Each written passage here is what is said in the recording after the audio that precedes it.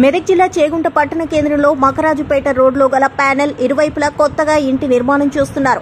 దీని ఆపాలని అధికారులకు ఎన్నిసార్లు విన్నవించినా పట్టించుకోవడం లేదని పట్టణానికి చెందిన ఎస్సీ, మాల, మాదిగ సభ్యులు తెలిపారు.